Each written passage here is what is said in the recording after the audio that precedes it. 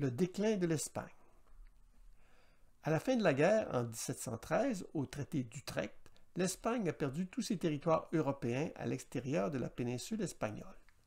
Les rois Bourbons, Fernando VI, Carlos III et Carlos IV régneront sur l'Espagne jusqu'en 1808. Un bel exemple des difficultés économiques de l'Espagne des Bourbons est la construction du canal de Castille, que l'on longe à Fromista, sur le Camino. Cette entreprise, débutée en 1753 sous Fernando VI, avait pour objectif de faciliter le transport du blé de la Castille au port de l'Atlantine. Signe des temps difficiles que traversait l'Espagne, ce canal long d'environ 200 km prit 96 ans pour être construit, alors que le canal du Midi, d'une longueur équivalente, fut construit en 15 ans et terminé sous Louis XIV, 200 ans plus tôt. Une fois terminé, en 1849, il ne fut utilisé que pour l'irrigation, suite à la concurrence du chemin de fer pour le transport des marchandises. La guerre d'indépendance espagnole. C'est en 1808 que Napoléon Bonaparte, furieux du refus du Portugal d'appliquer le blocus continental contre l'Angleterre, décide d'intervenir dans la succession de Carlos IV et nomme son frère Joseph roi d'Espagne. Il s'ensuit une révolte de tout le peuple espagnol et Napoléon, à la tête d'une armée, envahit l'Espagne en passant par le col de Roncevaux. C'est l'origine du nom de la route de Napoléon que l'on retrouve tout de suite à la sortie de Saint-Jean-Pied-de-Port. Cette invasion est le point de départ de la guerre d'indépendance espagnole qui durera jusqu'en 1814. Elle donnera lieu à des massacres de civils comme celui immortalisé par le tableau de Goya, 13 de Mayo, qui représente l'exécution de civils espagnols le lendemain d'une émeute survenue à Madrid le 2 mai 1808. Les Espagnols, aidés par des troupes anglaises, viendront à bout des armées napoléoniennes comme à Astorga en 1812. On retrouve sur la grande place de la ville le monument des Sitios de Astorga, qui célèbre les 2 sièges d'Astorga et illustre la victoire des forces espagnoles, symbolisée par un lion écrasant l'aigle napoléonien. Les armées napoléoniennes commirent de nombreux méfaits lors de leur incursion en Espagne, comme par exemple le pillage des tombes du Panthéon royal de Léon, transformé en écurie et dont les sarcophages furent utilisés comme abreuvoirs pour les chevaux. Les soldats français violèrent également la tombe du Cid au monastère de San Pedro de Cardeña. Les guerres carlistes. En 1830, le roi Bourbon d'Espagne, Fernando VII, ouvre la voie à sa fille Isabelle II pour lui succéder, contrairement à la loi salique qui empêchait les femmes de cette dynastie d'accéder au trône. Cela conduisit le frère cadet de Fernando VII à se révolter et à prétendre au trône de l'Espagne sous le nom de Carlos V. Il s'ensuivit une guerre civile qui dura de 1833 à 1839 et qui se termina par la défaite des partisans de Carlos V, surnommés les Carlistes. Le fils de Carlos V prit alors le nom de Carlos VI et déclencha une seconde guerre civile qui dura de 1846 à 1849 et qui se termina encore par la défaite des Carlistes.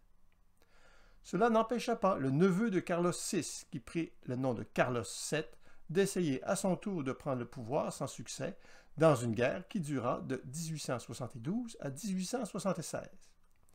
Ces différentes guerres carlistes se déroulèrent en plusieurs endroits en Espagne, mais la Navarre fut particulièrement touchée lors de chacune, notamment lors de la dernière. En effet, lors de cette guerre, Estella fut la capitale du mouvement carliste. Une des dernières batailles eut lieu dans la localité d'Ayegui, à côté d'Estella, que traverse le Camino. Il s'agit de la seconde bataille de Montehurra, la première en 1873 ayant été une grande victoire carliste. Lors de leur défaite de 1876, les soldats carlistes vaincus et blessés trouvèrent refuge dans l'abbaye d'Irache, telle que représentée dans le journal Le Monde illustré du 4 mars 1876. Dessin assez fidèle à la réalité. Issus d'un mouvement conservateur et anti-libéral, les guerres carlistes ont donné naissance au carlisme, un mouvement qui perdura jusqu'à la prise de pouvoir et tout au long du règne de Franco dans les années 1970.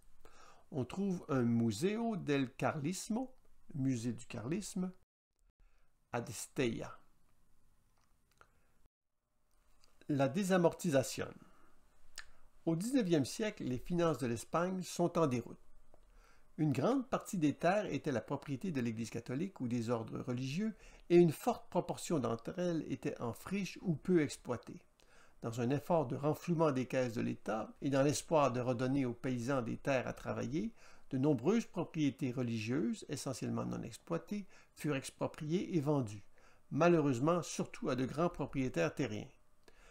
Cette désamortisation, menée surtout en 1835 par le ministre du Trésor Mendizábal, mena à l'abandon de nombreux monastères. Le plus frappant exemple de ces ruines sur le Camino est celui de San Antón, à l'entrée de Castroiris sur le Camino. Ce majestueux édifice fut occupé par l'ordre des Antonins jusqu'à devenir la maison générale de l'ordre en Espagne jusqu'à sa dissolution en 1787. Le monastère fut démantelé suite à la désamortisation menée par le ministre Mendizábal en 1835. Un autre exemple de monument religieux abandonné suite à la désamortisation se trouve à Navarrete, sur le Camino. Il s'agit de l'église et l'hôpital de San Juan de Acre. L'hôpital dépendait d'un monastère fondé en 1185 et occupé par les chevaliers de l'ordre des Hospitaliers de Saint-Jean de Jérusalem pour soigner les pèlerins sur le Camino. En déclin depuis le 15e siècle, l'hôpital dut réduire ses activités et fut abandonné à l'époque de Mendizábal. Il n'en reste que les fondations, mais cependant, une des portes de style mozarabe fut démontée et installée dans le cimetière à la sortie de la ville. Le monastère royal de San Benito de Sahagún, qui fut comparé à un Cluny espagnol, a connu les affres de la désamortisation, et il ne reste que des ruines de ce prestigieux monastère. La guerre civile espagnole. En août 1936, les troupes marocaines, dirigées par le général Franco, débarquent en Espagne dans un coup d'État destiné à renverser un gouvernement républicain dûment élu. Après leur jonction avec les forces carlistes, elles prennent notamment la ville de Burgos, où Franco établit son quartier général.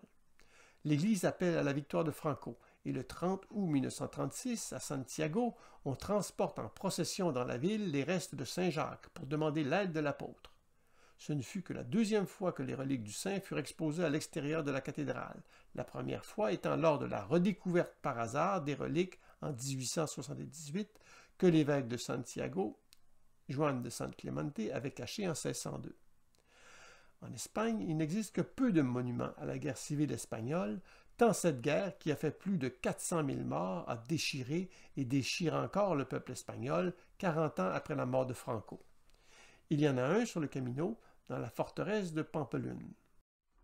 Ce petit monument, commandé par la mairie de Pampelune, ne date que de 2012 et il évoque la mort de 298 Pamplonais républicains qui furent fusillés en 1936. On trouve un autre monument, privé celui-là, directement sur le Camino, à Villafranca Montes de Oca, au Monte de la Pedraja. On y peut lire: en cet endroit furent fusillées 300 personnes par ceux qui appuyaient le coup d'État du général Franco contre la République légitimement établie et qui donna lieu à la guerre civile espagnole entre les années 1936 et 1939.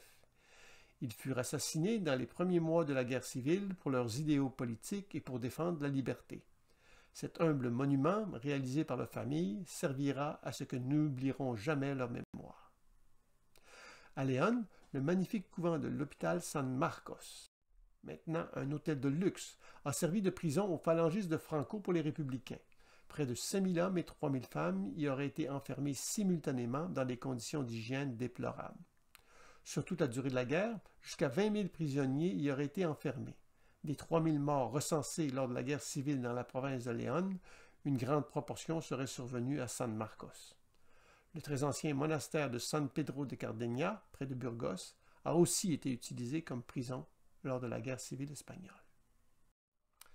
C'est ici que se termine cet exposé.